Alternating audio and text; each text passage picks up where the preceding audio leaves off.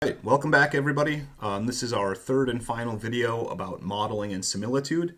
And this one is an exercise. So I will point out the places where I think it's appropriate for you to pause and try to work through the subsequent steps. I'll give you just a few seconds to be able to hit pause, and then I will work through my solutions for you. All right, so let's do it.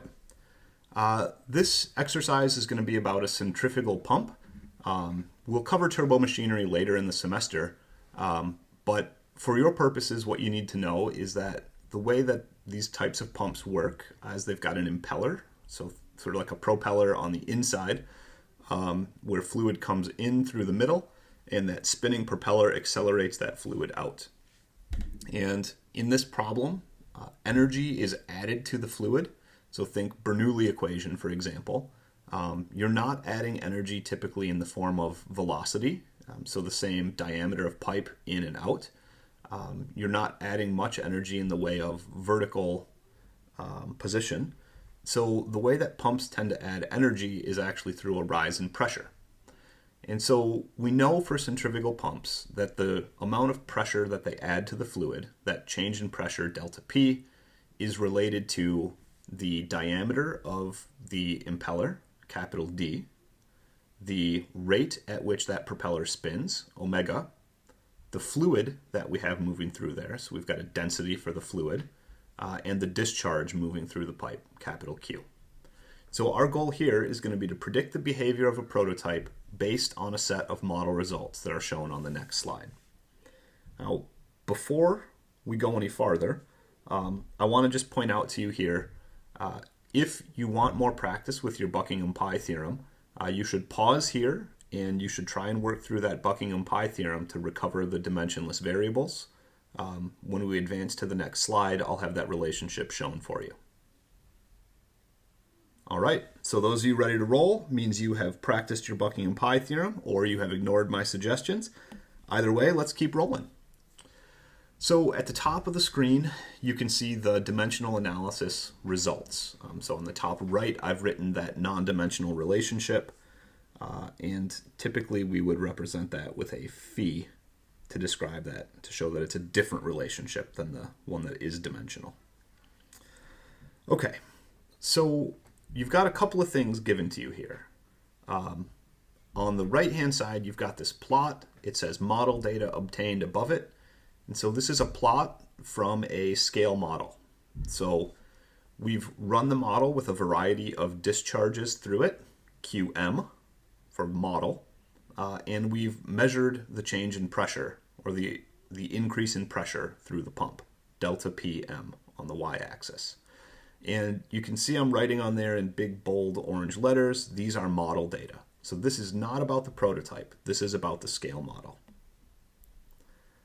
Thing that you're trying to predict is the prototype, shown in purple ink here, the information about it, and the model with the orange ink.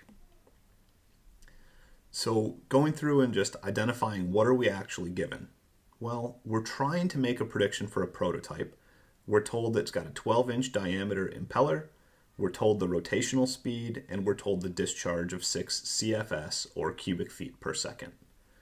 In addition to this plot of data, we're told that the model was an 8-inch diameter impeller and it was running at a slower speed of 40 pi rotations per minute, or RPMs. Now, one thing that's not stated here, but an assumption that we need to make in order to move on, is that both the prototype and the model were run using the same fluid. Here I've written that it should be, that we'll assume it was water, although frankly it doesn't have to be water. But it is at least necessary here to assume that the same fluid was used in both. And I'll show you on the next slide why it doesn't necessarily matter if it was water or not, despite what I thought when I was first writing this out. All right, folks. So this would be the appropriate point for you to hit pause and at least think about a strategy. So you might do things like write down these key relationships, organize the data that you have, and lay out what is that strategy going to be to get you from the information that you're given to the information that you're ultimately trying to find. And just to remind you as you do this, your goal here is to predict the pressure increase, I'm boxing in purple here, predict the pressure increase in the prototype. So when we build this pump, what pressure increase should we expect to see? So hit pause, work on that, and I'll see you back here when you're ready.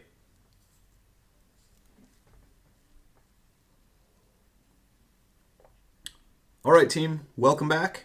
You've got a strategy in mind, so do I. Let's see if we're doing the same things.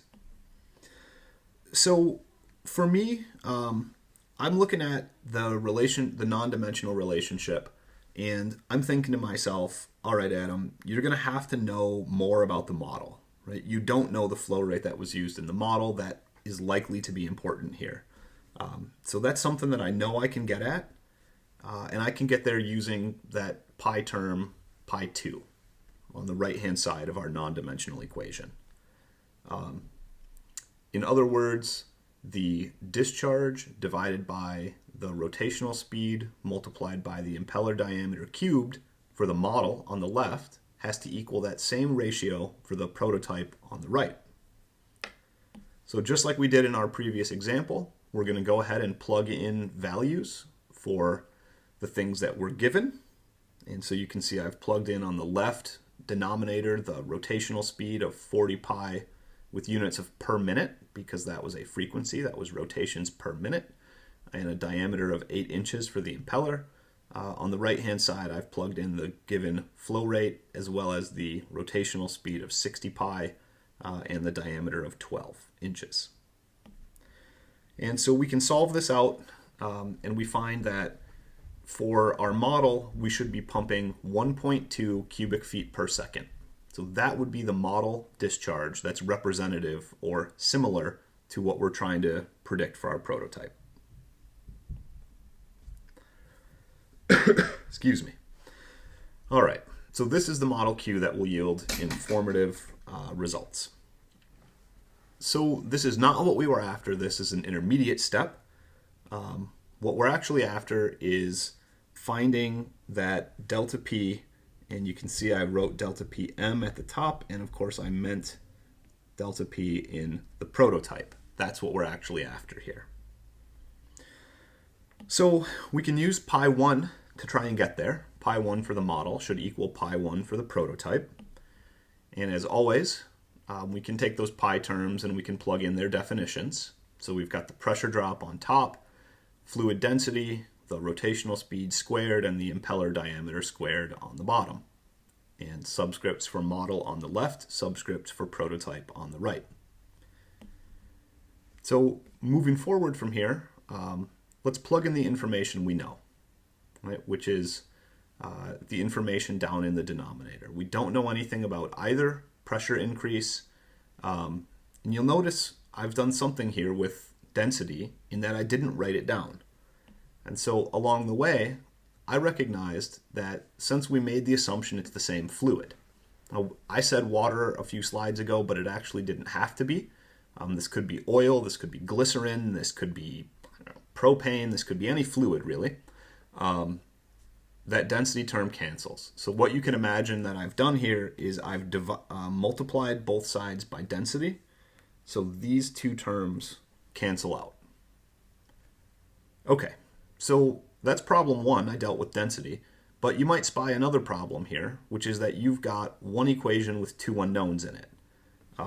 Now, you are absolutely trying to find what I've just circled in purple on the right-hand side, but that doesn't help much if we don't know the pressure increase in the model.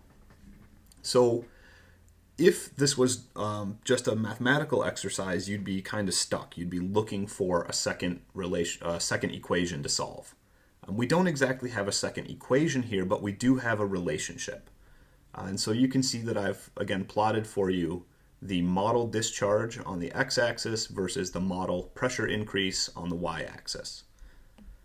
And so although it's not a relationship, and it's not an equation, it is a relationship. And so we know that for a given flow rate in the model, 1.2 cubic feet per second, that we're going to have about 5.5 psi, or pounds per square inch, of pressure increase. So I can use that information from the model to actually figure out what would be the pressure increase for the model system. That puts me to one equation, one unknown. That makes me a happy mathematician. And I can then crunch through the algebra here and solve for a pressure increase in the prototype of about 28 pounds per square inch, or PSI. Okay, now, what are people going to do wrong here? By far, the most common error that we have is people look at the data that we're given and they want to read it for the prototype. That happens in one of two ways. Either people get to this step in the problem and they say, well, QP was 6 cubic feet per second. 6 isn't on the chart, so I'm stuck. Or people look at it and they read it as though QP were on the x-axis and the pressure drop for the prototype were on the y-axis. And that is absolutely not the case. This is a dimensional relationship. So in the introductory video, we showed how the dimensional relationships did not work between the model and the prototype, but the non-dimensional relationships did work. You'll remember that was a slide that had two plots, one on the left and one on the right-hand side that we filled in. So what we need to be really clear about is the data that we're given are for the model. They are dimensional data, and they are for the model, not for the prototype. I did this on the second slide, and I'll do it again. Things that help me keep track of that, I write the words model data right on the chart to remind myself it's only the model, not the prototype. And secondly, you'll notice that even though this gave me labels already, Q and delta P, I went ahead and relabeled the axes with QM and delta PM. And I do that because it's just another way to remind yourself what you're reading on the x-axis is for the model, M, and what you're reading on the y-axis is for the model, M. So just a couple of little hints that can help you from falling in that most common mistake that I've seen people make over the years. All right, folks. So now we've talked through it. You've seen me do an example. We've worked together through this exercise. You should be in good shape to practice this with some homework problems or some additional work on your own. The key thing that you're doing in all of these cases is relating the pi terms between the model and the prototype. So pi 1 for the model equals pi 1 for the prototype. Pi 2 for the model equals pi 2 for the prototype, and so on. And every single pi term should have that paired relationship associated with it. All right, I hope this helps, and I will look forward to chatting with you all about this in the future. Have a great day.